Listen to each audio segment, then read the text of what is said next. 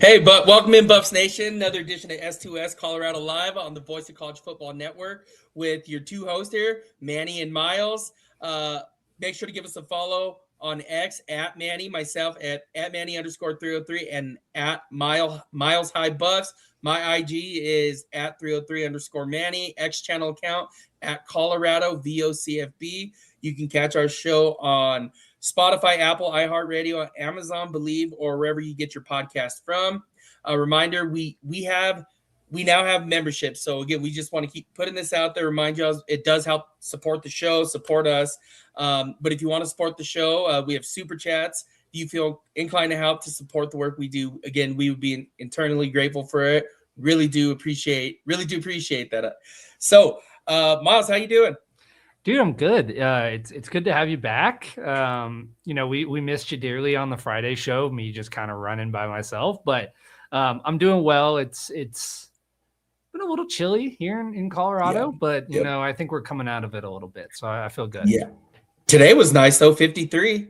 I think is what I got out of work and didn't need the big jacket and anything about 4 o'clock today. So yeah, we've been so spoiled that it's like anytime it's below 40 degrees, I'm like, for some reason feeling like I'm like, how dare the weather do this, Yeah, seriously. Yeah, no, it's good to be back. Just been crazy busy with work and family and the kids. And it's I'm so happy to be back. Yeah, thank you, Chad. I appreciate it. Miss you guys. So yeah, me and Miles got on the pre-show and I was like, when we have our planning before, and I was like, dude, I feel like I have not seen you forever. So yeah. And again, much thanks to you for, holding down the fort and manning the shit that this last week or so, or however long it's been. So really do appreciate that, man. Of course, yeah, it's been fun. The chat makes it easy to kind of just roll through topics and they keep it engaging. So happy to do it. And, we kind of make it work as life comes up. Absolutely. So yeah, so let's Ralphie report. So let's jump into that. One of the things, I know you and I talked about this a couple weeks ago where we were kind of like, I don't want to say disagreed, but just had our different opinions on it, right? Different ideas around it. And again, I don't think there's a right answer to this, right? So Prime came out. This was a couple weeks ago about, I think it was Brian Howell reported this. Let me share it here real quick. Okay, cool. And it's the 40-40 with the sharing 40-40-20. Yep. 40-40-20 plan with recruiting. So far is following close to that plan, right? Transfers in last year, 19. So 32% transfers with 2+ years, 42%. And our last one was, I think we lost you there, Miles. Yeah. It disconnected. Hold on. Let me add it back. Oh, man. Okay. There we go. Cool. I think it's 25. So, yep. Prep recruit. So your high school kids, 15 and 25%. And, I had a show, Miles. I don't know if you caught it. It was maybe a couple weeks before the season ended. And this is probably before you even knew I existed. So, hey, I know about you. Don't worry. Okay. So it was, we just talked about like, you got to start filling in with high school kids, right? And this last portal made me, kind of eat those words a little bit. And I have a difference of opinion now on what the plan should be. And this just almost feels, I don't want to call it revolutionary, but almost feels like Prime and that staff saw this coming a little bit and knew this was going to be the new landscape of college football. So this 40-40-20, it looks to be the plan everywhere, right? Yeah, I mean, we talked a little bit on Friday in relation to like the Dabo Sweeney stuff and his like aversion to using the transfer portal, and it's like, do we play the game or do we adjust to the times? I think what you want to avoid overall is the whole like mercenary approach where every year you're just bringing in guys with like one last year to play. I think that's hard to develop a culture. I think like the transfers with 2+ years left, right? Some of the younger guys who developed at a smaller school. I think that's going to end up playing that's going to play out well for the Buffs more in the long term, especially as they kind of feel like CU gave them a chance and they want to show like they have like a good year, their first year in Colorado, and then they want to, take a step up in that. So it'd be interesting to see how it unfolds. But I do think he was pretty right to begin with on that approach. Yeah, and I like too what you said a couple weeks ago was it was about, you were telling me, like, you still have to build those relationships though, right? And I get that, but then I'm like, is that for a Georgia, an Alabama, Texas, right? Texas A&M, that have that money to throw around, if that makes more sense, right? Like, or does Colorado have to, the investment part of Colorado? So I guess I didn't really break that down a little bit. It was just all going in my head, but the resources that Colorado has aren't that of a Texas Tech, an LSU, Texas A&M, Texas, Alabama, Georgia, right? All the blue bloods, right? Yeah. And I think it comes down a little bit to, I think I mentioned it a couple of weeks back, like the whole idea of bringing out these committed 5-stars who are, and like hoping to flip them. I think that's kind of the waste of money. What I think is a good approach personally, and like I know it technically didn't work out for us, but like Gavin Mueller, right? Like you find a guy that you call your shot on, who's a low to mid 3-star that's got a lot of potential, and like obviously the 3-9 season like completely derailed how he viewed CU, and he wants to go to Miami, and like we understand that, but those are the types of guys where it's like I feel like it's worth it to invest in them if you see a whole lot of potential there. You want to like really develop that relationship so they feel attached to you as they continue to climb. Yeah, no, I think that makes sense. So, as we get more and more, right, you think about it, process a little bit. It's like, okay, I get what you're saying now. So it is interesting to see where this thing goes. There's just this whole roster construction thing goes moving forward, though, in this era, because it is so shaky and it doesn't feel good, right? Like this doesn't feel good. The whole portal and everything going on. Yeah, I mean, I think the goal is definitely not to have the roster turnover that we had this past season. I think that was unique circumstances, and I don't foresee a situation where we're going to have like the whole roster turnover because there's huge leadership issues. I would foresee that next season is going to be a smaller portal, and they're going to kind of fill in some of the gaps that they identify, in terms of some of the scheme fits and stuff like that. But I don't expect this to be like every year they're going to lose 40 guys type of thing. Yeah, I don't think so either. I think it was just the circumstances of what happened last year, and 3-9 is, just players still do want to win, right? Like everybody wants to win. So, but yeah, it just really cool. I thought that caught my attention pretty good about a week or so ago. Now our transfer portal, right? Players that came in, Colorado had 6 players on the PFF top 100 transfer rankings, which is awesome, right? It is awesome. It's not the end all be all, but right, we look at a couple of them. Justin Eaglin, is it Eaglin? Eaglin, okay. Yeah. Boot Carde, DeAndre Moore, Gideon Lamprin. That's our da-da-da, and I'm gonna keep doing that. I don't care how much we play.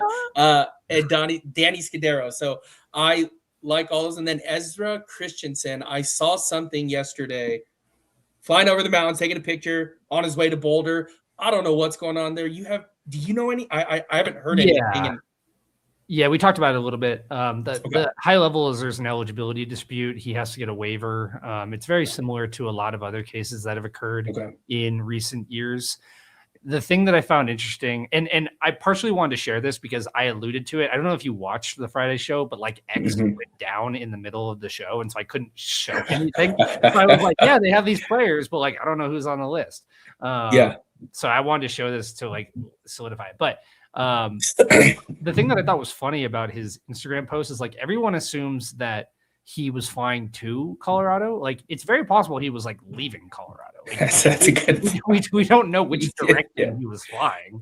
And that's not a report. That's just me like just ignoring the situation. But I know that they're working on it. They're also prepared to pivot if it doesn't come to fruition. I think they're all a part. I think every player is either opening their own lawsuit or hopping into another one, from what I've understood. And right now is not a good. I mean, right now is a good time to see the NCAA because they just lose like daily. It feels like they lose. I don't even just the legal disputes. I don't even know the last time they won one. Right, like where a big case, like.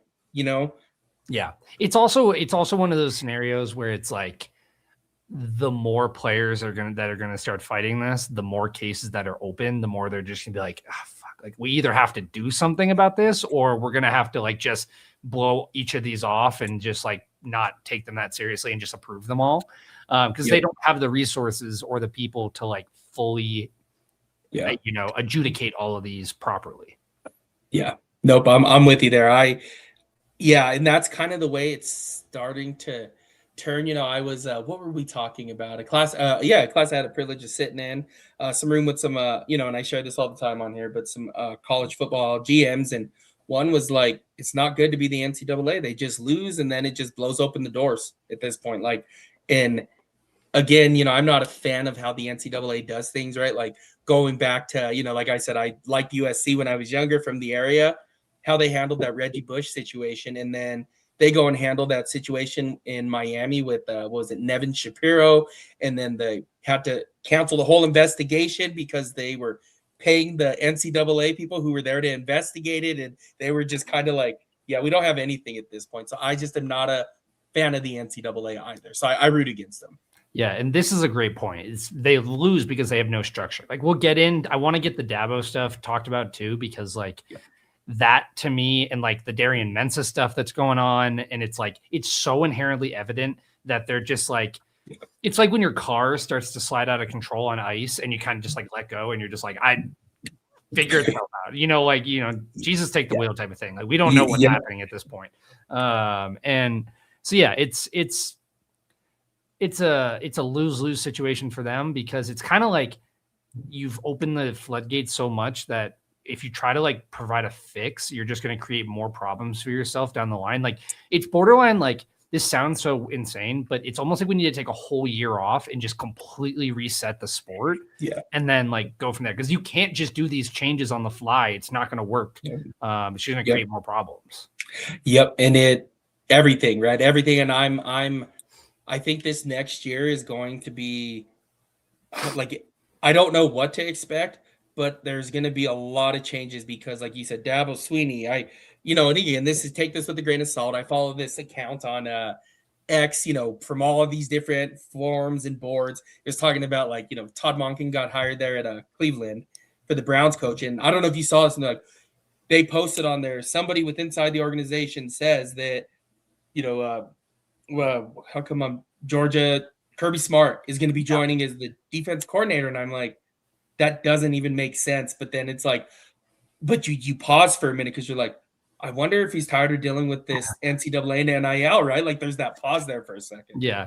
There's like we've gotten into the bounds of like, there used to be like the ball sack sports on Twitter where it was like, it was always like a joke, right? And then it became like, there was this blurred line where it was like, oh, like I can't tell what's a joke and what's not a joke anymore. You could literally tell me that like I put it, there was on Friday, there was a joke tweet that I'd put up about Mark Cuban, like could just pay Fernando Mendoza whatever his first year salary is going to be to stay at Indiana. And I'm like, I'm actually genuinely wouldn't be surprised if that happened. Like I would just be like, yep, that's college football, I guess. But anyway. Yeah, I saw that too. And I was like, I clicked on it and, I want to read the comments. It's like, it's a joke. And I was like, okay, but you click on them because you're like, I don't know what's real at this point. Right. So, totally.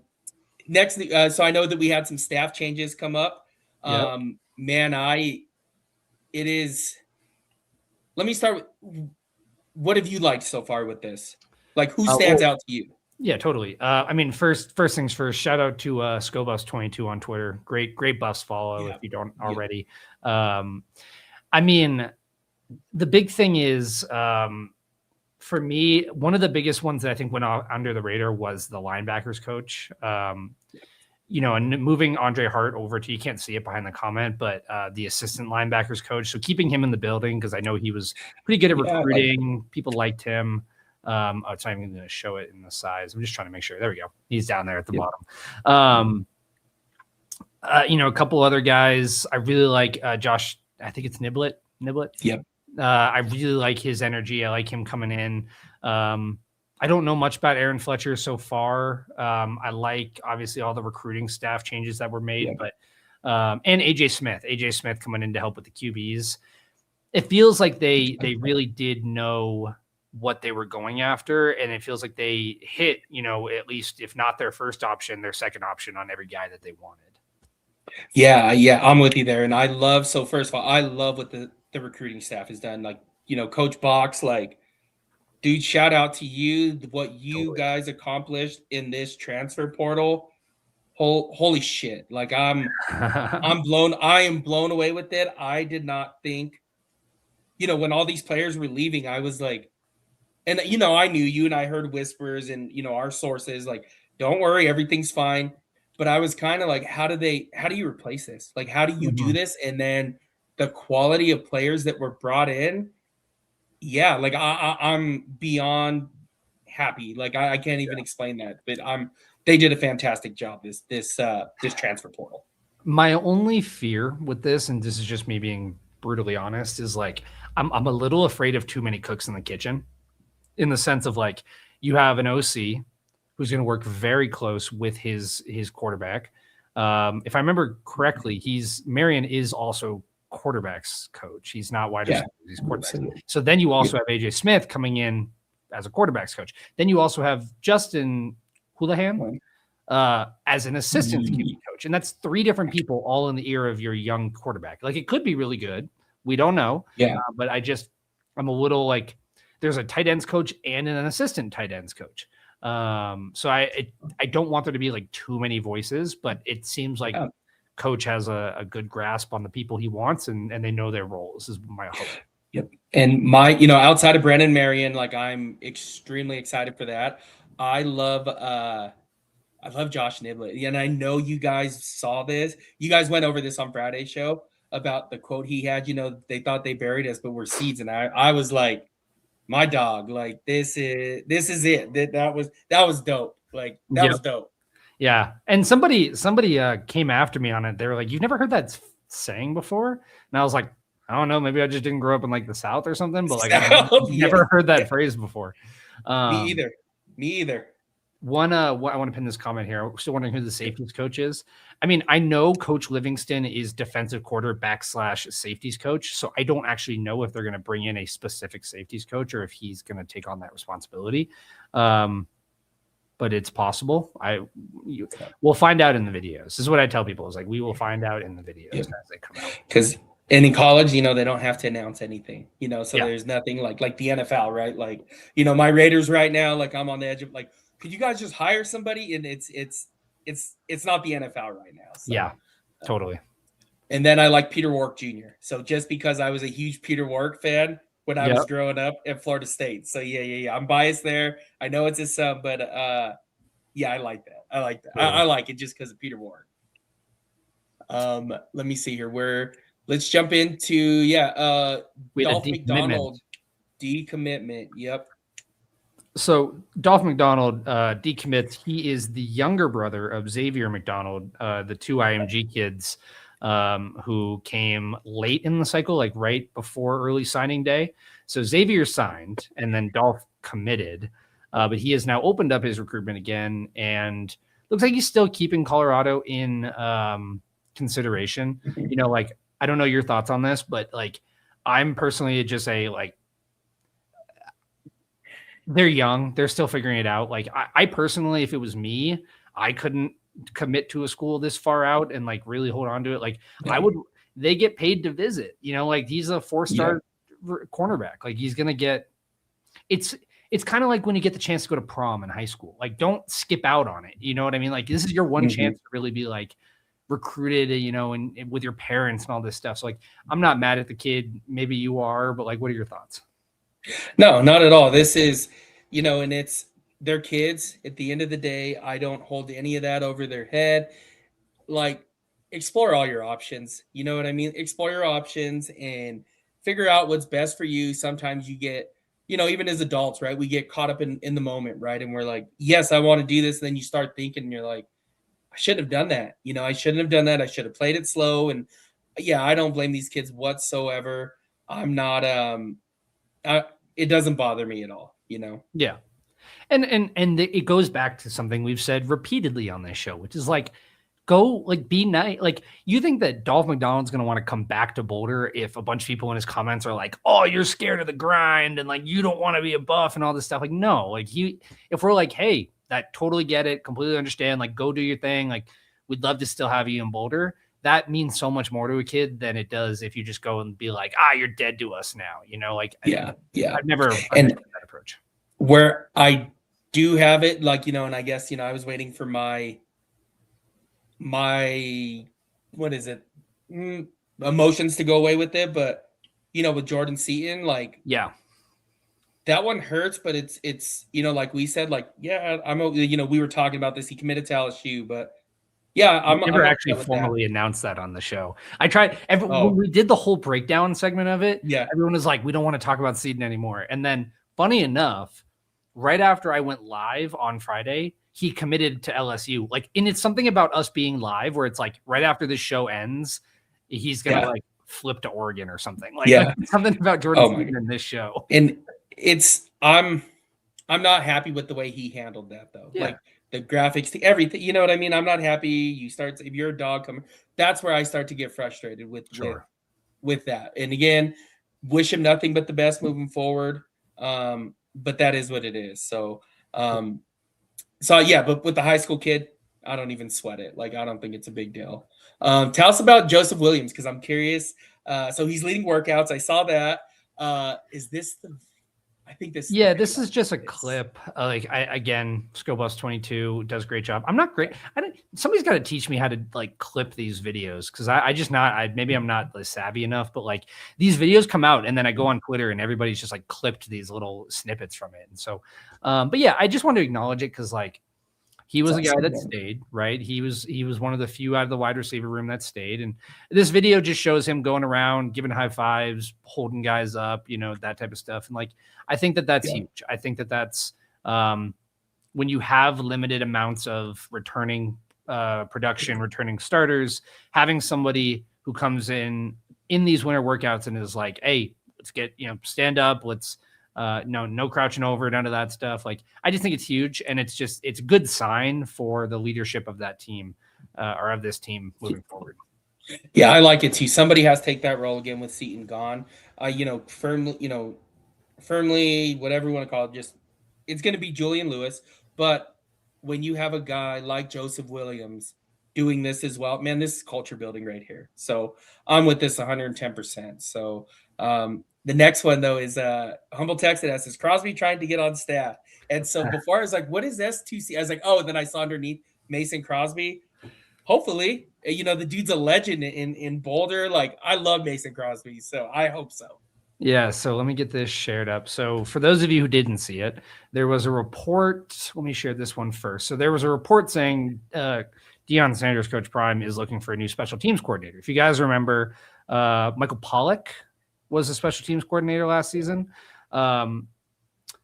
We started out really well. Like, there was like Mate 2 and Demon Greaves was like our MVP for the first 3 games of the season. And then things started to kind of fall apart and had a couple blocked punts and fake punts ran against us and blocked kicks. So like, I'm not surprised that they're going for a new special teams coordinator, but Buffs legend, Mason Crosby, was the first person to come in saying, hey, I'm waiting on that call, right? Like, hit my line, Coach Prime. Like, what are we waiting on? How do you feel about it? Oh, I love it. Bring Mason Crosby back.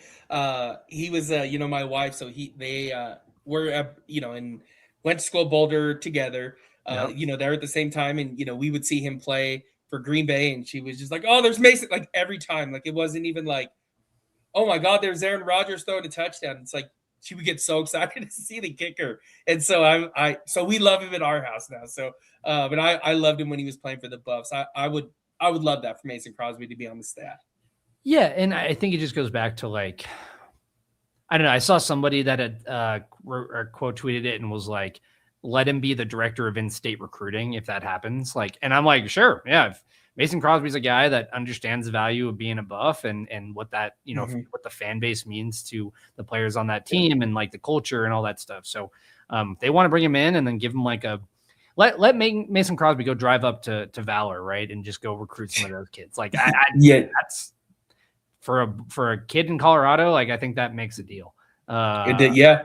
So we'll see. So yeah, Humble Texan, we'll see. So yeah, and then I get this every couple weeks on here. I don't know if you've been getting this, but about Prime leaving in 3 to 4 years. The way I look at it is, why would he leave?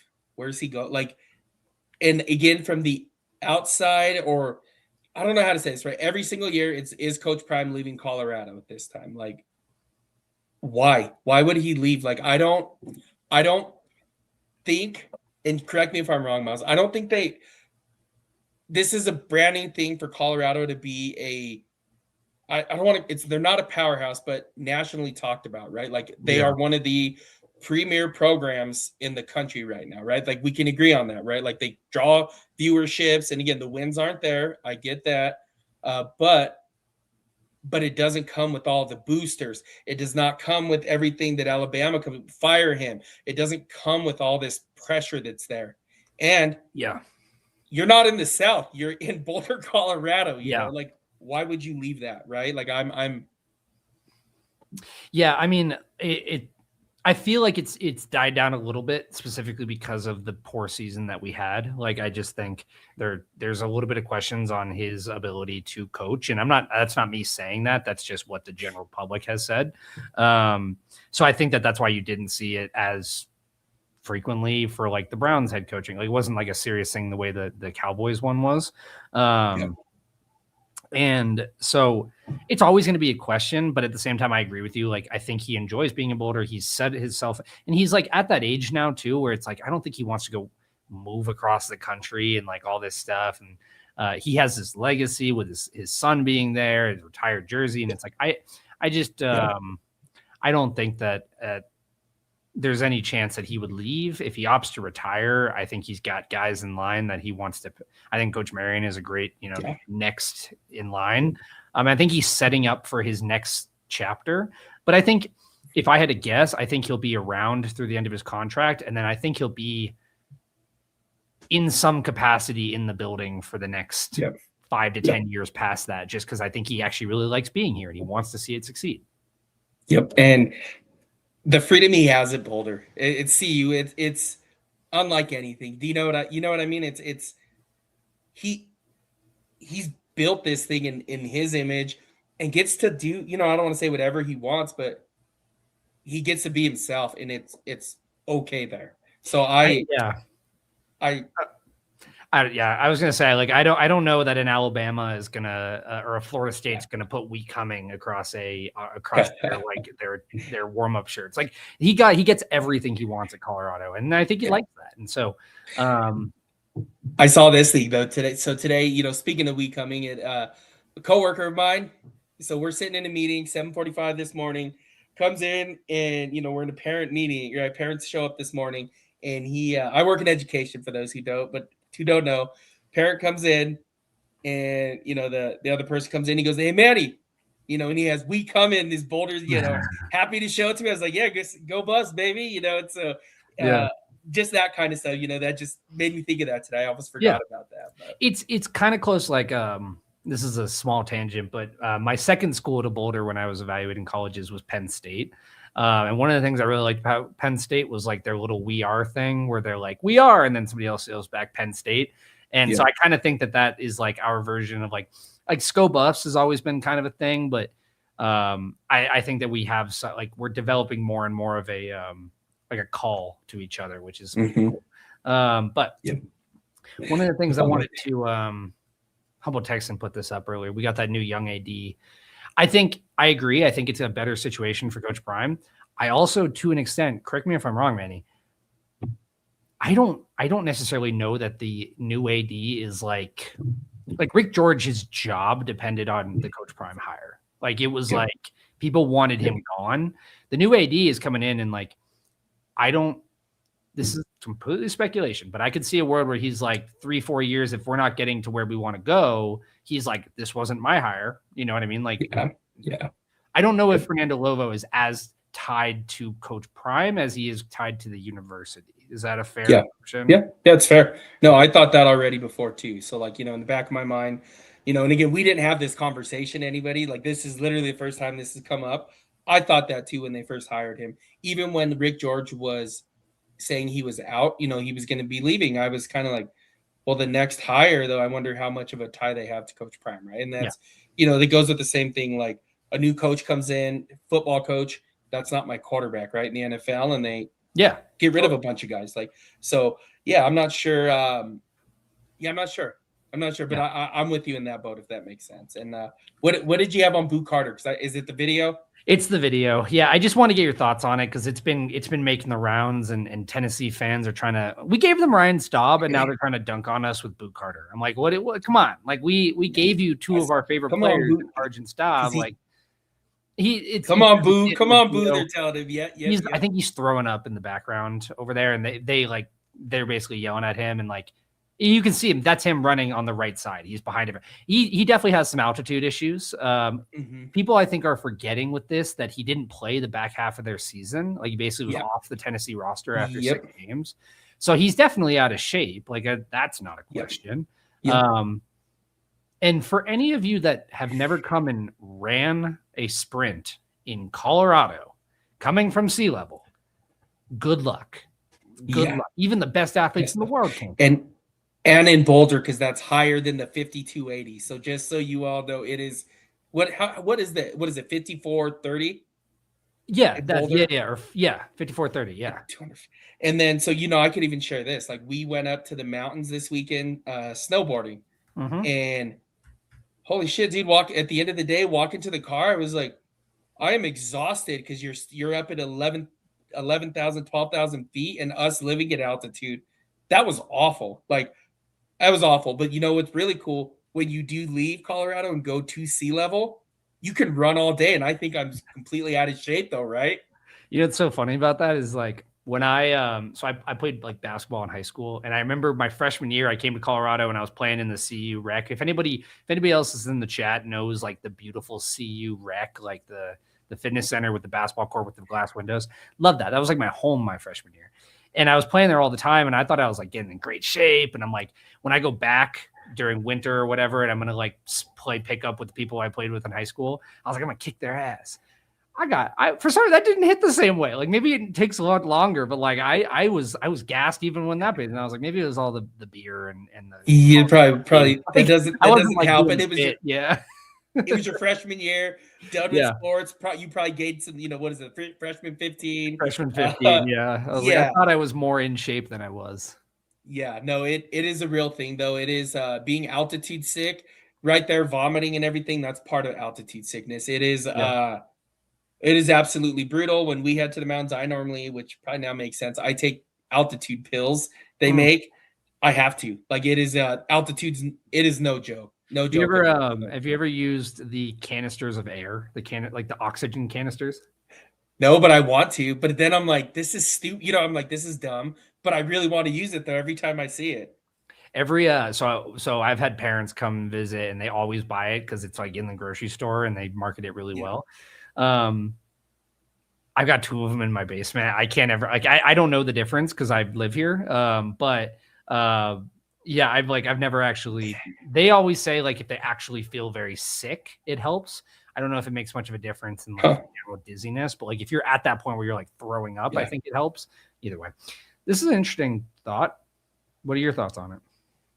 No, real quick though, I pick it up every time, the air bottle, and I'm like, oh yeah, this looks so cool. But then I look at the price, I'm like, this is dumb. And it is such a scam. Yeah. I put this one up though, and it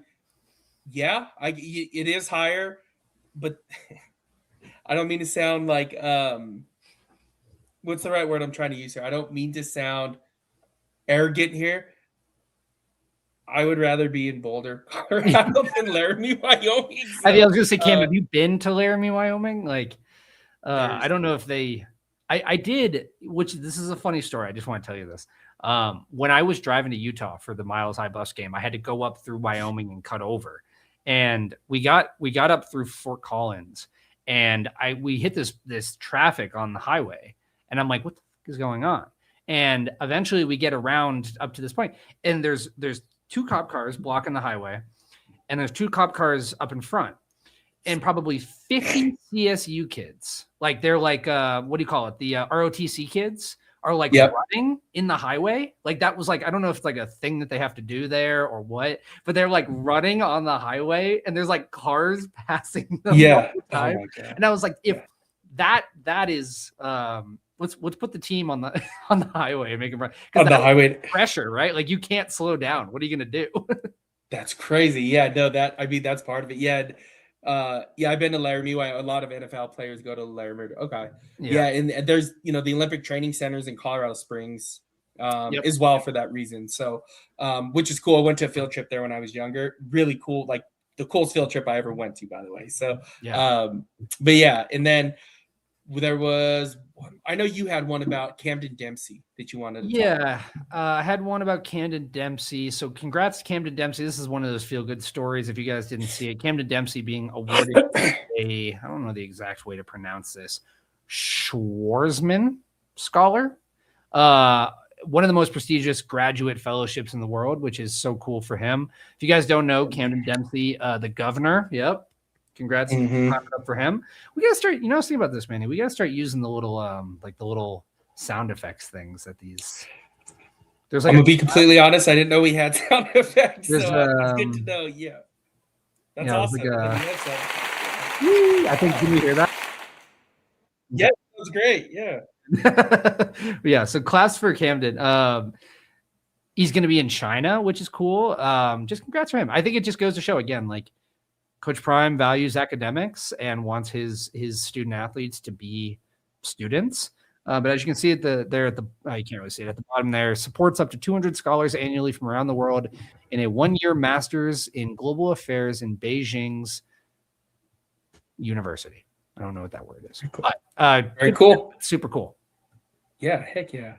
That's awesome. I want to jump down to this real quick. Just a couple notes, though. We don't need to dive too much. Shedeur added to the Pro Bowl roster, and everybody made this thing of CP to fire, Coach Prime to fire players for being late. That was already a thing last year. I don't know if it's more intricate now or not, but I was not. Miles, correct me if I'm wrong. My understanding was there was fines still happening last year when they were late. To be honest with you, I actually don't know. It's possible that it was, but I don't. If it was, I don't think they were as big as they are now. These are more hits on the wallet type of fines, and I think, you're welcome to correct me if I'm wrong, but like, I don't know if some of the issues that we had with like returning from bye weeks and stuff like that would have happened if we had some of these things. So like my lean is that I would say I don't think it was. I also don't know why it's like. The only argument I can see against this is, and somebody put it out where it was like, you can't fine someone who's not an employee. Like you can't fine a student based, like they're not an employee. You don't have a way to actually legally fine them. They have to have a some sort of like union that provides them rights before you can actually, like, that's just something I saw. I don't know if that's true or not. I don't know, but I think they make enough money that's fine. That's just my opinion. Sorry, go ahead. It just has to be scaled for what each player is making, and I'm sure it's that way. Like you're not going to find a player who's making, $5,000 on the team. That's what I was going to say. Yeah, it has to be scaled. Like it has. You're right in the scale of things. So, but like, how do you that becomes a catch-22? How do you do that? Like, how do you find Julian Lewis $50,000 and you find some walk-on receiver $500? Like I don't know. It's just like it's going to be interesting to see how it unfolds. I don't disagree with it. I do think that if you are paid, you have to be able to be okay with the repercussions for the inability to make good on the contract that you sign. Like you are agreeing to terms, and if you don't follow the rules, you get docked for it. But like at the same time, I don't get fined at my job if I don't show up. Like I get a warning or I get fired, but I don't get fined for it. And I'm an employee. Like I don't know. It'll be interesting to see how it unfolds.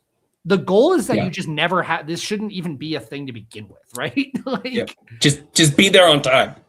Do what you need to do. It shouldn't be that hard, It's just anyway. I digress. And I saw this real quick. I don't know, New Breed. If you're asking me, I think it's great he's in the Pro Bowl. I love Shedeur, so I share stories on here all the time. That one story. So I don't know if that is in general or to me. I'm like really happy that he's in the Pro Bowl because I think Shedeur has a bright future. So I'm probably like, and again, I'm his biggest fan, like one of them, and it's Yeah, it'll show. Here's a teaser for you guys. It'll show a little bit later in the show. So yeah, or do you want to save it? And okay, well, I know where you want to get to with the whole rankings thing, but like my take on it is, since when did people actually start giving a shit about the Pro Bowl? Well, this has been a thing that everyone was like, oh, the Pro Bowl is a joke. And then Shador gets added and everyone's like, you know what? Like now we're taking away the ethicality of the game. And I'm like, what do you, yeah, it's in, and the other part about it I think is interesting is like, I kind of to an extent feel like Shador, like he obviously plays well with good talent around him. And so I'm curious to see like if he performs well in some of these. They have like games now. It's not even really like an actual like actual game. It's like drills and all this weird stuff. But like, it'll be interesting to see how he performs around other elite talent, because that could help make you the case of like, yes, you just need to put good players next to him and not have him on the Browns, and like he'll actually be a good quarterback. You know what I mean? Yeah, and he, you know, in my opinion, he had a good rookie year. So and then, did you want to talk about Dabo, or do you want to save that one? I want to talk about it. I talked about it a little bit on the Friday show. I want to get your opinion on it. Like to recap, right? So Dabo's. So they had oh gosh, now I'm forgetting his name. He was the linebacker that had transferred Luke Farrelly, right? So Luke Farrelly comes in. Yeah, Luke Farrelly. Yep. Yeah, Luke Farrelly comes in. I think he was from Cal. Comes in. This is insane to me. This is actually something that is genuinely going to piss me off a little bit. But like, comes in, signs with Clemson, enrolls at the university, is actively taking classes he's in class at Clemson. Gets a text from his agent and from Pete Golding that basically says like, what's your buyout? And then he goes to Dabo and goes, hey, like they're tampering, but I'm going to listen. And if you don't add an extra $1 million to my contract, then I'm going to go with that. I don't like it at all. It's terrible to me. It's terrible. Kid's already set up. He's moved. I don't like it at all. And again, to actually believe this is the first time this has happened is crazy as well. Sure. Tampering happens all the time. That's why some kids you see enter into the portal, by most kids, I should say, enter into the portal, is because there is somebody tampering and telling them, you get in here, this coach is offered this much, right? And that is part of this NIL thing that we talk about, that we were talking about earlier. This whole thing has to get figured out, because you can't do that. There, you know, just like the NFL, you cannot tamper before free agency starts, right? There has to be some kind of thing going on there. So, but like they got to make rules around that. That's the thing, is like they can't. Like that's the thing that's so. This is a kid that was signed and is in classes at Clemson, and he has the receipts. Like this whole video is him literally reading the text messages that he has. So if you can't take a kid who was enrolled at a university, signed a contract, is in classes, and that you have proof is tampered with, you can't get that kid in trouble or the other school in trouble. We're screwed. It's over. It's literally over, because there's nothing that's stopping Alabama, Florida State, all these schools from just going, hey, X player on the bus, I know you signed for this amount. Just unenroll. We'll give you double. Come play for us. I thought this, like at first it was you're committed. Then it was, well, as long as you can get their signature. And now it's like there's literally nothing. Yep. No, I don't like it. I think the NCAA or whomever it is, even if they abolish the NCAA, there has to be a governing body. This thing has to get figured out quickly, because, you know, my wife this morning, actually, we were talking and she said, wasn't it so cool when we had our season tickets when we were there in 2014, 15, and 16, and we knew all the guys like Tedrick Thompson returning, Awuzie, Kilo Witherspoon, right? Cepha Lufau, like Philip Lindsay, right? Denver legend here. And I was like, yeah, that was cool. She's like, it doesn't feel like it's ever going to be like that again. I said, you're probably right. I said, until something happens, and it's if something happens. I don't know if you, like you said, I don't even know if you can at this point. So something has to get figured out. Yeah. And then there's the Darian Mensah stuff. He was signed on a deal, and they just came in and took him. And it's just like, Yeah, it's a shit show in my opinion. I don't like it. The other part I wanted to touch on this was the quote from Dabo after this said, "We're gonna have a bunch of screwed up 30-year-olds. They have no degrees, spent all their money, they can't play football anymore, and aren't connected to anything." And that's the part that I feel like hit the nail on the head. Like that is not talked about enough. That these are like you hear it all the time with the guys who make it to the NFL and make the money, and they get screwed up, and they have an actual system. These are kids that have no system, are getting money they've never understood before, no financial advice, no degree to back it up. Like they're just going to high and dry. You know what I mean? Yep. No, I'm with you there. It is screwed up. I agree with Dabo there. And a lot of time sometimes when Dabo talks, I'm kind of like, like get off my lawn, old guy thing, right? But like, yeah, he's right here. Like 80% of the time he talks, I'm like, Dabo, just shut up. Like you look like the dude, get off my lawn, dude. So I agree with him here though. This is a broken system.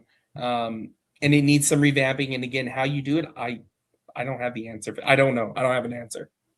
All I know is I'm voting for Josh Pate as the CFB commissioner. He had good. You see his video where he laid out his plan and stuff. I didn't see it, but I do follow him. But I didn't see that. He had a whole breakdown of his plan to reshift the schedule and all this stuff. And I don't know. He seems like a guy. I don't think you need a Nick Saban. I think you need a guy who's young, who understands what's changing, has been in the recruiting world, on the other side, who isn't biased to a specific university. I digress. But yep, I'm with you. Yeah. So anyway. So are you good if we jump into the meat of the show today?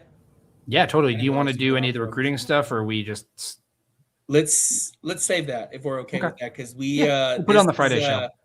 Perfect. And so we're gonna jump in top 10 buffs prime era. So this is I don't even know how we came up with this. You and I were going back and forth.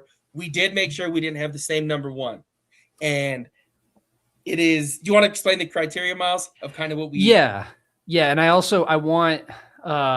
I want to get your perspective. I want to make sure the chat is engaged on this. Yep. I think it makes sense. I want to go one by one, back and forth. Let's not read the whole list. Yep. And then chat, let us know if we're crazy or what you want to get here.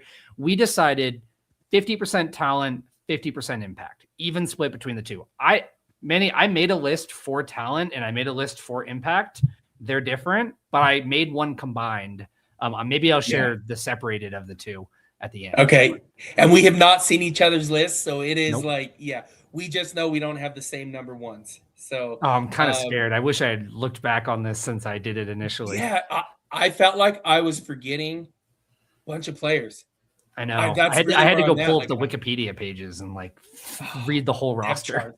Yeah. I did that too. So let's start at the top at number 10. So you want to go first, or how do we want to do this? You got it. You got number 10. I feel like we should flip a coin. I don't have a coin, but oh gosh. Let's here. I got you. Hold on. I got you. Okay. Flip a coin. Heads. That's my dog. It's tails. You said heads. Okay. All right. My number 10. I had Jimmy Horn. It's so funny. I also had Jimmy Horn. Yeah, Jimmy Horn was my number 10. That's so funny. Yeah, I love it. And, last year really sucked because he was hurt most of the year. And I just wondered that speed, the playmaking ability, if he was there all last year, would we have seen something different, right? Because LaJohntay Wester was fantastic. Absolutely lovely guy, right? But, can you imagine having all, Hunter, Wester, Shepard, and Jimmy Horn? Gosh, that would have been great. Totally. And I think in terms of talent, obviously a guy that gets drafted, so he has that talent that's always been there. I also think impact is important because if you remember, he was one of the guys that took a bet on Coach Prime coming over, being a part of that with Xavier Weaver. So I think that's impact, right? That makes a difference. That was important for recruiting. Also had a couple of big plays, a couple of big catches, but also had some injury stuff. So like, I just think him coming over, taking that chance, and then sticking around too, ultimately getting drafted. That's the balance of talent and impact to me that like makes sense for that spot. And I think with no Jimmy Horn, you don't get a LeJounte Wester. So that is kind of where I was like, and that's one of the things where I'm kind of like, am I underrating that a little bit, right? Like that piece of it, because I remember, if I remember correctly, it was LeJounte Wester. The reason I came here is because Jimmy Horn, right? Like this is one of the reasons I came here. So that was big to me. Yeah, totally. Cool. Are we going back and forth? Is this snake, or do you have to go first every time? Let's snake. All right. Number 9, I had BJ Green. Okay. I had Alejandro Mata. Interesting. Wow. Okay. He hit my honorable mentions. Okay. I have an honorable mentions too. Okay. So we were thinking alike with that. Okay. Give me your. I want to hear yours first. He missed one field goal last year and was lights out for the whole up into the BYU game. The culture that he brought here, again, like we talked about this a couple weeks ago. I had him on there because part of when I think of Coach Prime, I think of him pushing Mata back out there, making him dance out there because he hit the field goal, and he just became one of the leaders of the team. So, yeah, that's why I have him there. I think of now a kicker, and I think of Mata, and it might be me with the Latino background, right? But I have him at number 9. I just think he was a big impact and a great leader on the team. So, totally get where you're coming from. I think for me, in the scale, impact was higher than talent, maybe. Like this is just my perspective on Mata. Yeah. I think from short range, lights out. My problem was his leg and the size of his leg and how far he could kick for us. Prohibited a lot of like field goal opportunities that we could have had. And so that's where I was like, yes, I think he was impactful. He was a really good guy in the locker room and everything. And definitely love like the impact that he made coming from Jackson State. I just think as a kicker, I don't know that like, I remember there being moments where I was like, we should be kicking a field goal here, but we can't because he can't hit it from this line. And that's not necessarily his fault. He's a short range kicker. Same time, I just left him off because it like, there wasn't pure upside with it. There was definitely downsides with him as well. Okay. That makes sense. Fair. That makes sense. And I love Hubble Texan. He has a walk-up. So he does. Yeah. So impact is there. Get impact. Yep. Number 8. So I had Cameron Solomon-Craig, the Shark. Okay. I had Xavier Weaver. Okay. You want to start with Weaver? Yeah. Again, another guy similar to coming over from USF, similar to Jimmy Horn, like highly talented, comes over. One of those guys that like took a shot on the bus and took a chance on Coach Prime, and it worked out for him really well, ends up getting drafted, makes it to the NFL. So like, I think he was really talented. And one of those guys that I think with that first 4-8 season, if we don't have Xavier Weaver, I feel like that's like a 2-10 season. Like I just being that reliable threat, and especially in the games that Travis was out later in the season too, like he had a couple of big reception games. He was really, really reliable for that team in 2024, 2023, whichever year that was, 2023. Yep. A balance between he had an impact coming into the team and was highly talented. So that's why I saw him in 8. And I had him in my honorable mentions just because it was just the year, right? And I get now that's hard too. Yeah, and I loved Xavier. I loved him. So yeah, I get where you're coming from though, because I had him in there and I said it was 1 year, so that's why I moved him to honorable mentions. Yeah. And then Cameron Solomon-Craig, I had him there at 8 because again it was 1 year, but man, that 1 year was so impactful. 2 years, but he only started the 1 year full time, right? Got it. Sure. Yeah. Sorry, he was there for 2 years, but he played the 1 year. But that impact he had last year, that it's not replaced yet. You don't replace that. And I wrestled with this one as, do I move him up higher? Right. And so I had to kind of figure that out a little bit, but everything he brought, and the age of transfer portal. I know we watched. It was last year we were watching him. We were live, and I kept going. Who the hell is number 7? You know, like at the beginning of each year now with the portal, you don't. It's hard to figure out who's who, right? And so we were watching him. I was like, who the hell is this? Like this dude is just on the screen. At the game, he's just making plays. He's flying around doing everything. And I just think what he did, and then he brought Tawfiq Bayard over with him, or the next year, the impact to me deserves top 8. And you could even put him as high as like number 3 or 4, in my opinion, and you're not wrong. Yeah, I he's on my list. I'm not going to tell you where he is, but it's a good one. You make a good case there. Yeah. 7. Am I up? Or you? Yeah. I think I'm up. Yep. Okay. Yeah. So 7, I had Nakai Hill-Green. Interesting. Okay. At 7, I had Cameron Silman-Craig. So one slot higher than you did. Make the case for Nakai. He was limited as a linebacker. He is limited as a linebacker, right? So just start with that. But what he brought to the team, because I was kind of like, our linebackers are scoring slow and they can't cover, like with Levante Bentley and Nakai Hill-Green. But this year, man, that was missing. Gosh, that was missing, that linebacker presence, the leadership, everything. And then you see him play for Alabama, and it hurts, right? When you watch him making plays, you're like, shit, man, there's our guy, And so just the impact he made. It was a position that was supposed to be a weak point for the Buffs last year. And you can make an argument that it turned into a strength of the team last year. Yep. And it was because he's the best linebacker on the team last year. Totally. Yeah, that makes sense. I'll make my case on Cam Silman-Craig. Yeah. I agree with everything you said. I think in terms of my balance, I think it's like 70% impact, 30% talent. Like, I don't think Cameron Silman-Craig is the most talented safety in the world, but he was like incredible locker room, heart of a lion, that type of stuff. Like, came over, brought, one of the guys that came over with the Jackson State crew. Obviously makes it into the NFL. So like, I put him a little bit higher than you did. Just, I thought that he was such an influential piece for that team, for the leadership, for that culture. And so I put him at 7 just because I thought that impact really, really weighed heavy for me there. And could you see him, if we had this conversation and someone had him at like 3 or 4, would you be cool with that with the Shark? In the balance, probably not. But when I ranked just impact, I had him at 4. Okay. So I like sense. If it's combined, I don't know if I would go that high, but for impact, I had him at 4. Okay. No, I get that. 6, who'd you have for 6? So at 6, I had Nakai. Okay. Yep. So I'll make a similar case. Like, I think I agree with what you said.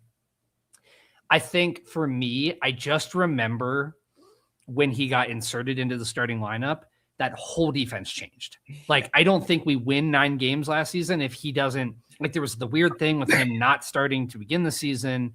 That defense was like weirdly shaky. You didn't feel comfortable coming out of the North Dakota State game. They get embarrassed in Nebraska.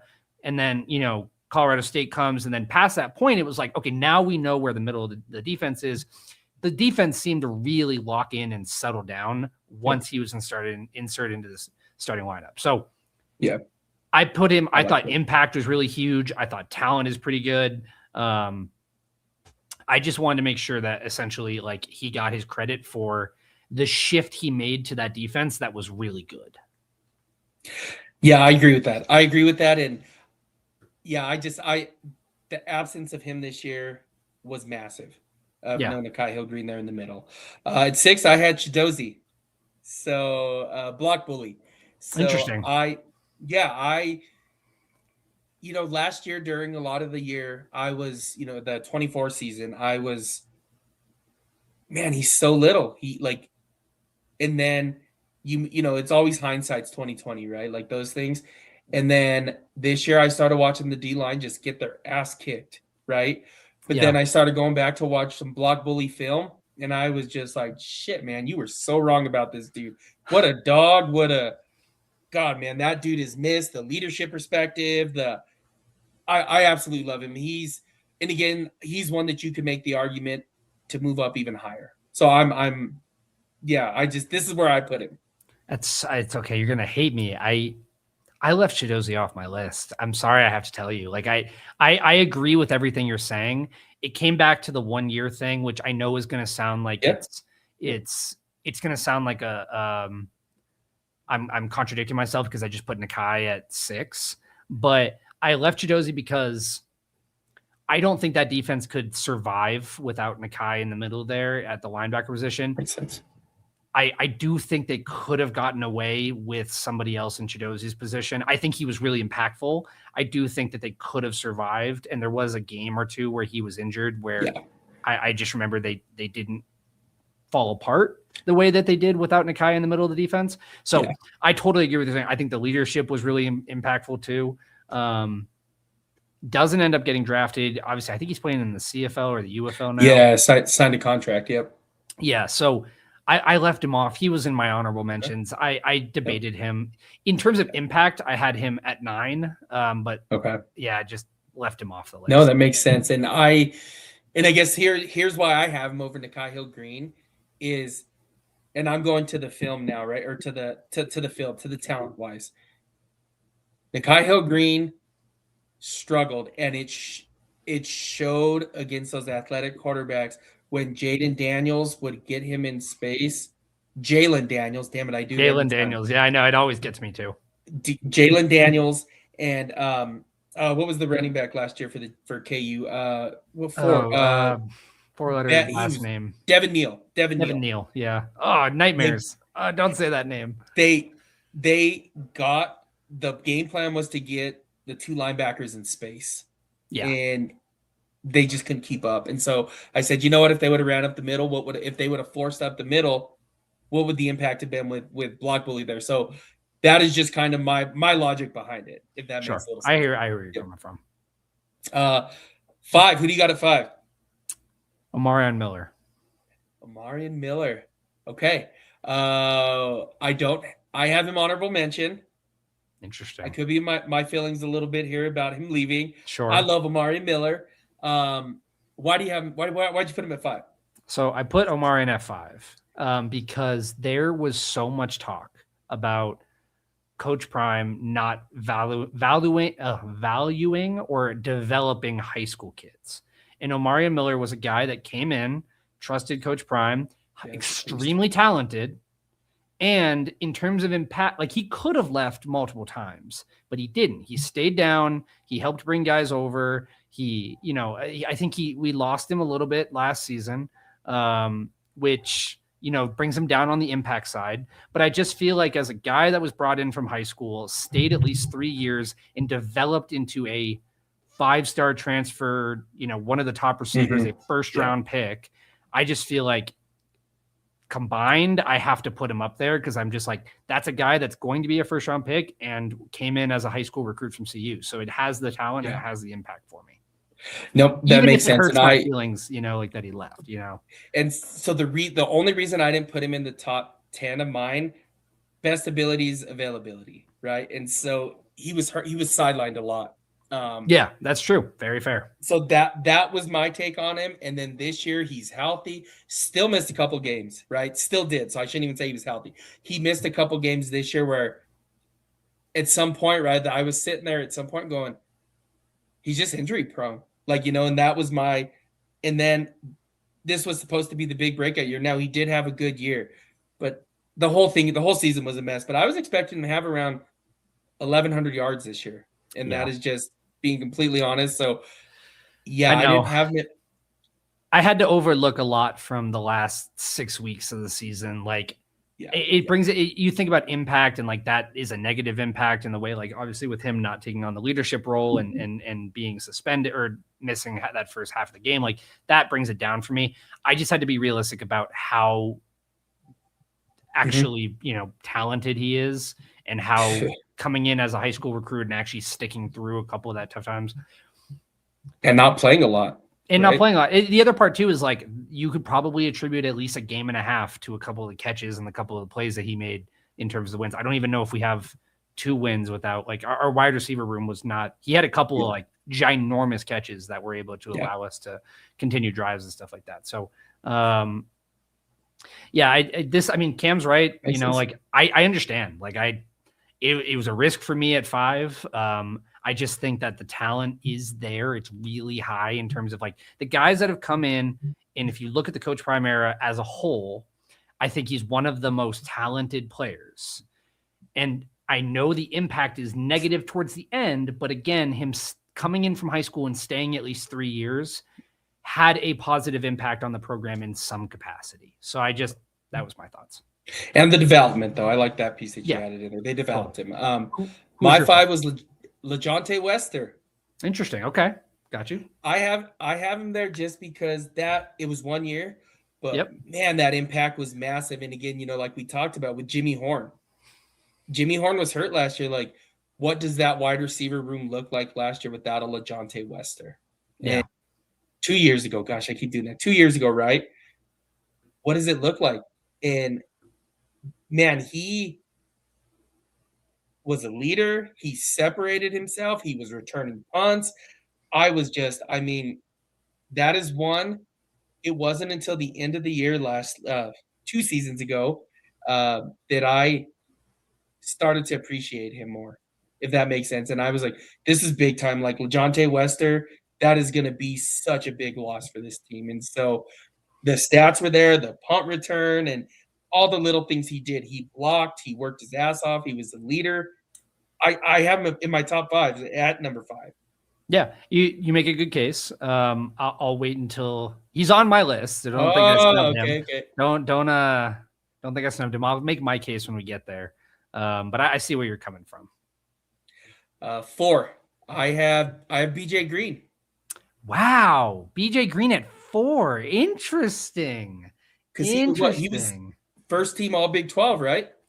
That last year. I think it was like All Big 12 newcomer, I thought, or something of that nature. It might have been first team. I don't remember exact, but let me look it up. But make your case. I'll look it up. What I loved about BJ Green, and again, Miles, this is me getting older, dude, and getting excited about O-line and D-line play. So just his ability to get to the quarterback, he was a leader, worked his ass off. He set the standard of what an edge should look like in Boulder. And, and again, he is not the most talented person in the world. I get that. It is all, there's always a thing, right? You need some talent. He's like a 80-20 guy, 80% effort, work my ass off, 20% talent. And the way he would play, and again, I'm a Raider fan, but if you watch Max Crosby play, it just keeps going and going and going. That's what BJ Green was like. It was just, it's like, dude, don't you ever get tired?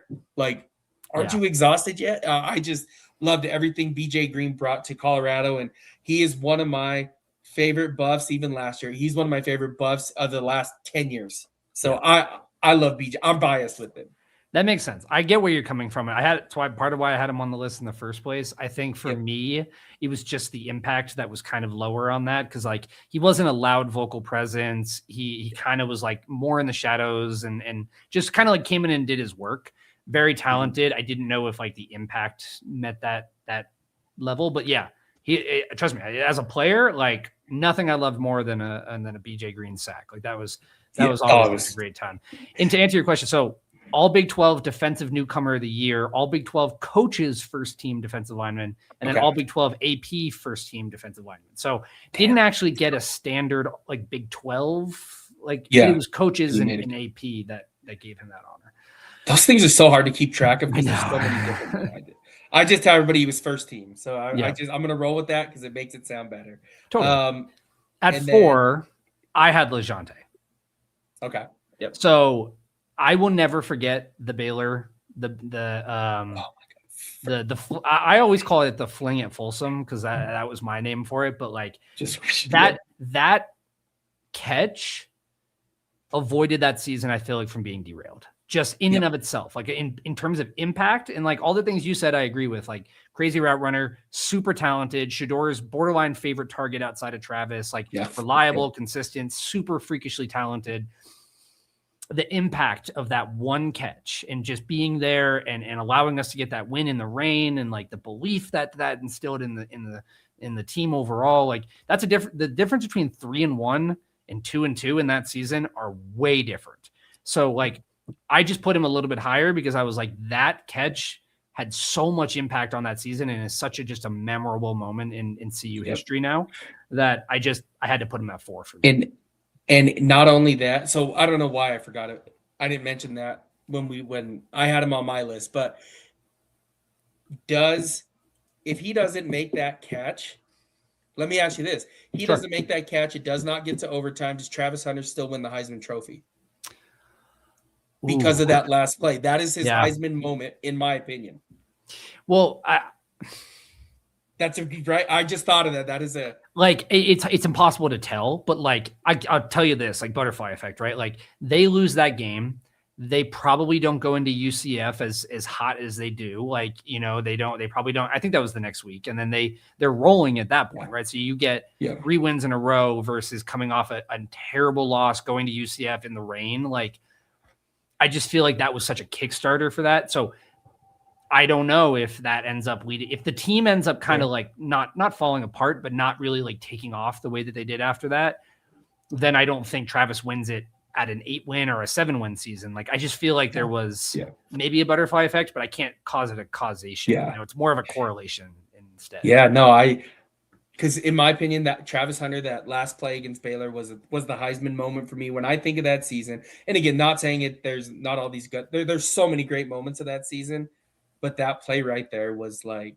totally, holy shit. Yeah, that is my Heisman moment for Travis 100%. Hunter. So let's get into Three, who do you got? This is I'm like kind of scared. I'm kind of scared that I threw a Hail Mary on this one. You're going to be completely different.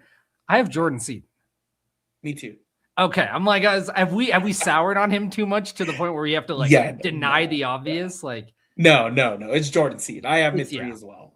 Okay, yeah, and do you want me to go first or you? Yeah, go. I mean, talent is obvious. Like, you can't deny that he's probably arguably one of, if not the most talented players that we've brought in the past of all time. Honestly, I think he's the 3rd highest CU recruit that they've ever brought in. So that alone sets him apart. Like, for all the fake talk that has now come out now, we probably may not get Juju if we don't have Jordan. And so that's impact. We may not get some of the other guys on the offensive line if we don't have Jordan. So like, that's impact. There's a negative repercussion with it now, but like, I do think he had a lot of positive impact on the team overall and protected Shador's blindside better than anybody else could have in a pivotal season. So without him for Shador's that last season with Shador, where were they going to turn at left tackle, right? Like, and then he is kind of the one that started that IMG, you know, getting kids from IMG, right? So his impact is just massive. So that's where I'm at with it. We got to be realistic. We can't just try to pretend that I was like kind of afraid that you were going to have somebody completely different and you just left him off entirely because of it. But yeah, I'm not happy about it, but I'm not crazy. So okay, yeah, we put number 3. I feel like is a good spot for him. Okay, 2 is me, right? Yeah, you go for it. This is where hold on. Before you do, I want the entire chat. Anybody that is live with us right now, who's 1 and 2? Tell me right now. Put it in the chat. We want to know who your 1 and 2 are. We want to know the order before we say anything. We don't have to wait for everybody, but I want to hear everybody else's personal opinion. And I want to go over the criteria while we wait to throw them in there, though. So sure. Throw those in there. Criteria, though, is impact / talent, 50-50. And again, that's what we judged on, right? Because off talent alone, we all know who it is. Okay, so like maybe we don't. I mean, you can make as many arguments as you want. Okay. Well, who I have it too is Travis Hunter. Okay. I have Shador Sanders. Okay. And I love Travis Hunter. Like probably the best player to ever walk through the door in Colorado history. Like, it's that simple. We are never going to see anything like that ever again in our lifetime. In my opinion, maybe, but I think it's very, very rare to see that again. Loved what he did. He brought the Heisman Trophy winner. He brought all of that with him, and everybody's saying, I want to be like Travis Hunter. I want to be, but go back to some other things. So let me see who you had it to now, and we know who you had it to. I have Shador. And I think the thing about it is like this is like a 1A 1B thing for me. And so me putting Shador at 2 is not me putting Shador at 2. It's me putting Travis at 1. Does that make sense? Yeah. Yep. And I just, should I make the case for Travis at 1, or should I make the where do you want to go with this? Okay, so my number 1 Shador, obviously. Yeah. Right? So we did that. I mean, yeah, I don't know. I mean, it's kind of however you want to go with it. Let me. All right, I'll share mine. I think that Shador is obviously exceptionally talented, as we know. I think Travis is a one-of-one person, a one-of-one talent that we will never see again. That is my perspective on this.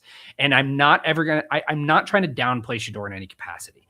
The Buffs can, in theory, have another exceptional quarterback. There will never be another Travis Hunter. And that talent in and of itself breaks the scale. I think their impact, like, I don't know. We can argue about this back and forth about like, you don't get Travis without Shador. I get that. You also don't get Travis without Coach Prime, and like you don't get Shador without Coach Prime, and like there's a lot of relationships in there. I just think in terms of the unique talent that will never be seen again, I can't put anybody higher than Travis, and that broke my scale for me. Yeah, no, I absolutely see where you're coming from with this, because this is tough, and I like that you said it's not that I'm putting Travis or Shador behind him. I'm just putting this at 1. So I'll go ahead and say this. Like, Shador is my favorite Colorado Buffalo ever. Before that, it was man, this is so hard. So I loved Bobby Purify and Chris Brown when I was younger. It was those two, Jashawn Sykes. So all of my predating back to early 2000s when I was a kid.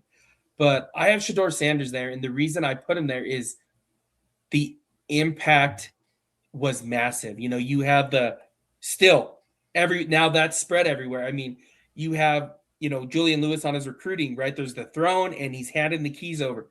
That's a thing now everybody's doing, and it's every college is. And he goes to Cleveland, and who are we still talking about? Sure.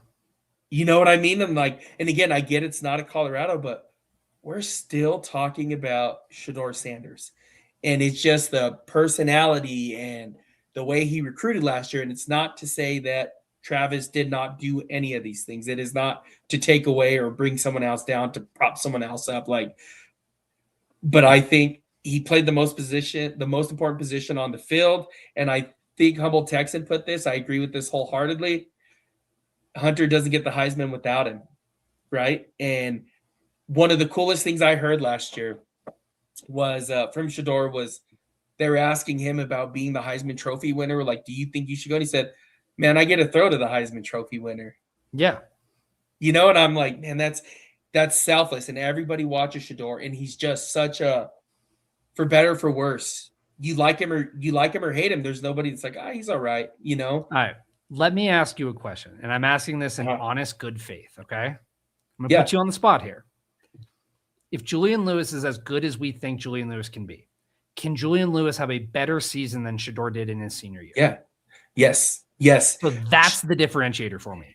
I think that it is possible to have a season as good or I think you can have as a talent at the quarterback position that is as good as Shador Sanders, just in a hypothetical. And I don't think you can ever have a talent like Travis Hunter ever again. That was the difference. I had to come to that conclusion. Nope, that makes sense. And my thing is, Julian Lewis he is better at every single quarterback trait coming out of high school than Shador Sanders was. Like, Julian Lewis is super talented, but the impact. Sure. Here's a question. We don't get Julian Lewis without Shador Sanders, though. Sure. Here's a question.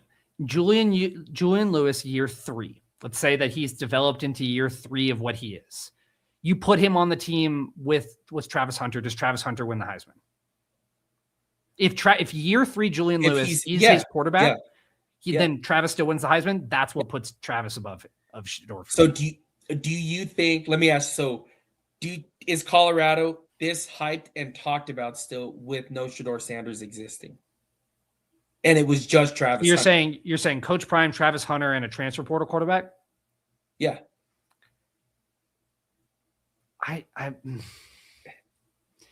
It's hard to say because I think that the appeal for a lot of people was Coach Prime. Like the whole reason we were on ESPN and all this stuff was Coach Prime. That was part of like, it wasn't like Shedeur and Travis make their CU debut. It was Coach Prime makes his coaching debut. And I think if you have a transfer quarterback that comes in, I think that he put us on the map with the TCU game, like where it was like, oh my God, he's here and this is alive. If he came out in like the first, I don't want to say game was like a stinker or something of that nature. I don't know. I don't know. I just remember that first TCU game being about Coach Prime more than it was about the players on the field. Does that? Yeah. Maybe I'm misremembering. Absolutely. And then, so let's go to that TCU game. So let's go to this real quick. I think they needed each other. So, and I don't think we're debating that. They both needed each other, right? Or you can even say all three, right? Coach Prime, Shedeur, and Travis, right? But when we look at that TCU game, Travis Hunter had some big moments in it. Of that first game, who was the player in that game that is the most memorable from that first game? Dylan Edwards. Come on. You know what I'm getting. You know exactly what I'm getting. I know what you're getting at. I just had to throw that in there. Yeah. He had a phenomenal game though, but Travis Hunter or Shedeur Sanders had a monster game. And that first game, I have an older brother, so he, I don't know how he feels. We go back and forth a lot, and he was asking me, and I was like, see in your face, look how good Shedeur Sanders is, 500 plus yards. And like, yeah, he didn't have much to say after that. But that game was like, damn, we have a quarterback and we have a special one. Yeah. So the other question on this, and I don't want to drag on it too long, but like, yeah. The other part of the consideration for me was in 2023, when Travis went down in the Colorado State game, that whole team was done. Like that, basically the season was lost at that point. And it did not matter who you had at receiver. You were never going to replace what Travis Hunter provided to that team. And the whole season was lost. And you can say the same thing about, for me, and you can argue the impact. When the talent, when you consider that, and then when I broke it down in the sense of like, could you put year 3 Juju on that team and still win Travis the Heisman? Yeah. That was where I was like, Travis takes the top for me for personal. Nope. That makes sense. And I think this is, I think we take each player and like you said, it's not taken away from either one of them. They are so both important. And this is why these things are fun, but also difficult because I love Travis Hunter too. I love the person he is. He is you think of a Heisman Trophy winner, like arrogant prick, right? That's like where you think of. That's not Travis Hunter at all. Like that's not who he is. And I'm biased towards Shedeur because my favorite position is quarterback. Sure. And the story I shared on here about my son getting his towel. Yep, Juju. The story I have a Shedeur jersey. I don't have a Travis jersey, so I'm with you. But continue. I have like 3 or 4 Shedeur jerseys, so I'm just gonna say that and I have a couple Travis Hunter jerseys. So if you need one, let me know. Yeah. Okay, cool. Let's really quickly. Let's for anybody who joined late, let's just run through each of our lists 1 to 10. Yeah. We'll just so that way people know. Yeah.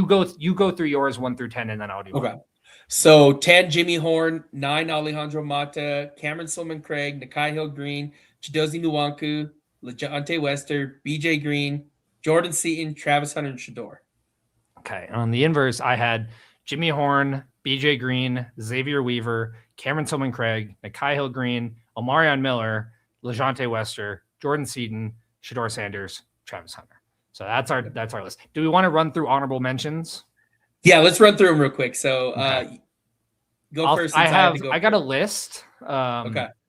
Some of them might not be worthy of honorable, but I want to put them on there anyway. Yeah. I'll throw a name out and then you throw a name out. How's that good? Okay, cool. Yep. DJ McKinney. Cash Cleveland. Cash Cleveland? I need to hear a case for Cash Cleveland. Where would they have been last year without him when the center went down? And he stepped in as a true freshman. You could make an argument that he saved a lot of the season by stepping in as a true freshman, stepped in, and they did not miss a beat. They actually got better at center. I see where you're coming from. My counter argument was I think they pulled the rug on Hank Zielinski too quickly. I think the snap issues could have been resolved. I think he got a raw deal personally. And I think from my perspective, I do agree in that Texas Tech game, like he came in and kind of, I don't want to say save this season, but like it was really important for him in that moment. And I agree. I also think had they gone back to Hank Zielinski for the rest of the season, they would have been fine personally, but that's my perspective. I get where you're coming from though. That's a poll. Walk on center as your honorable mention. As I get older, the O-line and D-line, man, like I'm all about it. Chat, don't ever let Manny live this down. I want that clipped. I want that on his head for the rest of the time we do this. All right, I got you want to go next one? Yeah, Will Shepherd. I also have Will Shepherd. Next on my list was Jordan Dominic. Okay. 2023 season. Whoa. Jordan, tell me, what's your case there?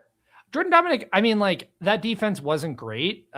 He ends up getting some looks at the NFL, but like was a consistent play. It was another one of those like had to validate that Coach Prime was bringing high level talent and like came from FSU and you know like took a swing on Coach Prime. Was a good ball player, if I remember correctly. Had about 4.5, maybe 5 sacks in that one season.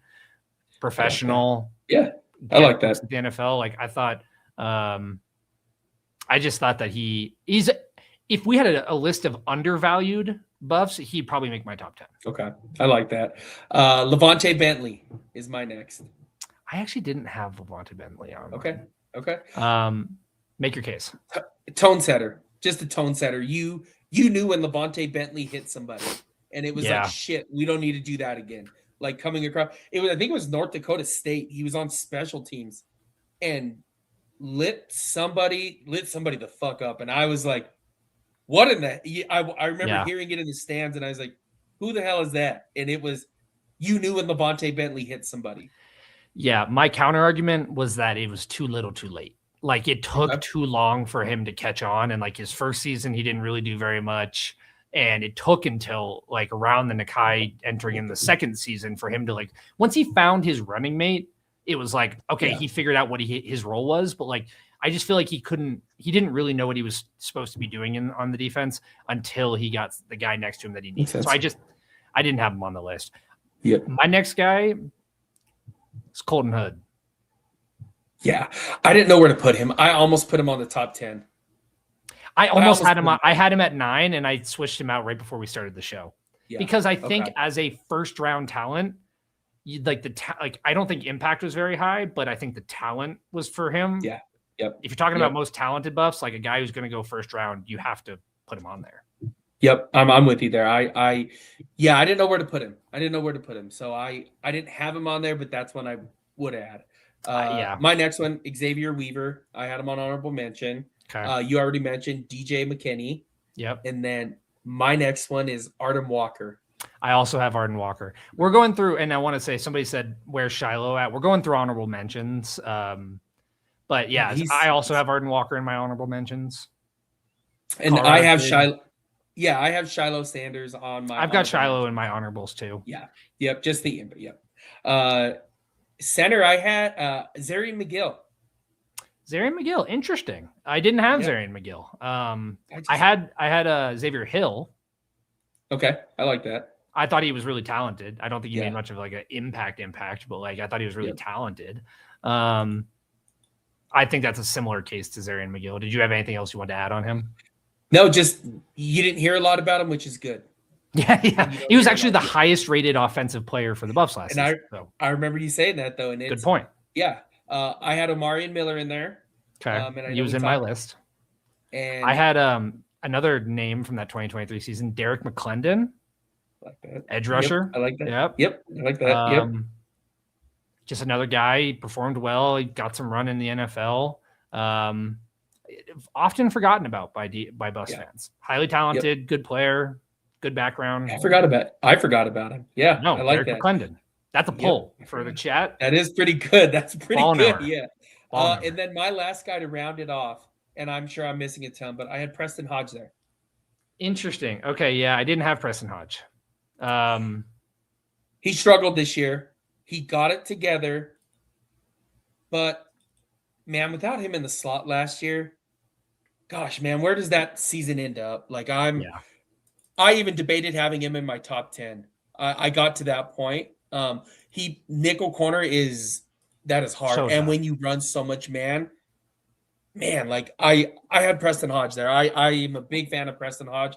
I hope someone takes a chance on him, signs him, and he finds himself a home in the NFL and develops, because I'm a big fan of Preston Hodge. Yeah, and if we were doing this last season, he would have made my top 10 for sure. I just think this past year was really brutal. His start of the year was really tough, and I couldn't put him on there. I didn't have my honorable mentions, but I could make a case for it. There's so many guys you can make a case for. Toffee Byard, you could make a case for, as this person says, like, you could make a case for it. The last one I had, and I'm just clown me all you want, but I have to acknowledge him, is Cormani McLean. And I'm saying this purely based on the fact that I think Cormani McLean has talent. The impact is 0, but I'm just acknowledging the fact that he was a top 5 recruit CU has ever signed. And I do think he has talent. So I had to put him on my honorable mentions purely because I think the talent is there. The impact was 0. The impact was -20. But I just someone needs to clip this. Yeah, someone needs to clip this. Yeah. So, he's the bottom. He was the last name on my honorable mentions. That makes. I mean, man, he was. What could have been? That's what I'm saying. Like, it was. I know. But it was.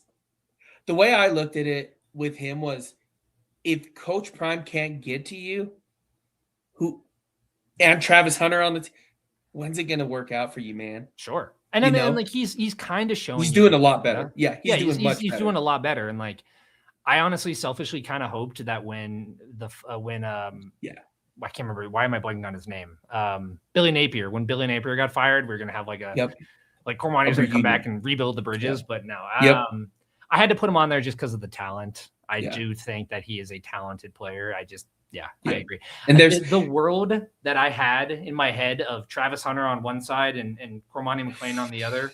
Dude, it was so perfect. It was so perfect. Well, do you remember when they first signed him? It was like this would be the first time ever the 2 starting corners were top 5 cornerbacks coming out of a class or so. It was like, it would have been insane. Like I remember when that first came, I was like, holy shit! Like, the Buffs are gonna have corners. Like I was. And then as off-season workouts went and everything started going, he's not getting any burn. And I'm like, oh, shit. Like, I remember thinking to myself, like, yeah, this is not good, right? So, I have to put this up as honorable mentions so that if this does get clipped, it doesn't look like I'm saying that he's a top 10 Buff. Don't clip me on this, please. No, but you get my point. Yep. I think the lists are good, and it's they're all opinion, they're fun, and I think we have a couple more throughout the year, this long off season that we're going to talk about. And I think it's good to hear both perspectives, but I'm good either way with Shedeur or Travis at 1. The last ones I had, I also had Chidozie on my honorable mentions. Okay. And then I put him on there again because I just think that this is going to pay off one day. I do think London Merritt could be considered as one of the most talented players that we've had in this era. I do think we'll look back on him. I've said it a million times. I think he's an NFL player. And I do think you could look back on him and be like, that is like, this will, I think, age well in a couple of years. May not look great right now, but I think he's one of the most talented players of this era. No, and I thought about him as well because I think he's an NFL player as well. So, but these are fun though. I don't know. We're going to keep doing these. We have tons of them more to go this offseason, but just glad, everybody was able to hear this debate. And, thank you guys for comments in the chat. These kind of things are always fun. So these are fun. And I was just going to say, like, if you guys have ideas, if you guys want us to talk about anything, like, DM us, tag us on Twitter, like whatever you want to do. Like, if we want to talk about things that you guys find interesting. So we hope you enjoyed this one, but like, let us know if you have ideas of things that we should talk about. Absolutely. Yeah, but again, thank you guys for joining us tonight. I think show ran a little bit longer like it always does when It always we're on does. it. It It's always been a does. while. Yep. We had to catch up. Catch up, talk. Yep. But yeah, make sure to give us a follow. Follow me on X and Manny_303. Follow Miles there at Miles Highs Buffs. My IG at 3. Ooh, I like that. Yep. Top 10 games. I already know my top 10 games starting that. of the Good call. prime era or ever. So that just to give you guys, we don't want to give you any spoilers, but we have some really cool ideas that we have in the vault that are going to come up in upcoming shows. So make sure you tap in with us. We got a lot of cool shows upcoming and keep you busy during the off season. Yep. Nope. It's good off season planned. And then Colorado X channel account. Make sure to follow us at Colorado VOCFB. So Voice of College Football. Today's show will be on Spotify, Apple, iHeartRadio, Amazon, Believe. And then make sure we have I didn't mention this. We have a Voice of College Football Colorado store. So check that out. It's scrolling below here. But just again, we appreciate you guys. Without you guys, there's no show. Again, continue to share this show, continue to comment. And we just appreciate you guys. Miles, you have any? No, 100%. I was going to say, like, this is, my favorite time of the week is just getting to hop on here, talk Buffs. And it's been so much fun to kind of get to know some of the people in the chat, and appreciate you guys, sticking with us through it. And it's going to be a long couple of weeks, couple of months, but we're going to get through it together. Yep, we sure will. And, just as we always say to end the show, like former Heisman Trophy winner Travis Hunter said, "Go Buffs, baby." All right. All right, guys. Have a great evening. We'll catch you guys. Enjoy the rest of your week.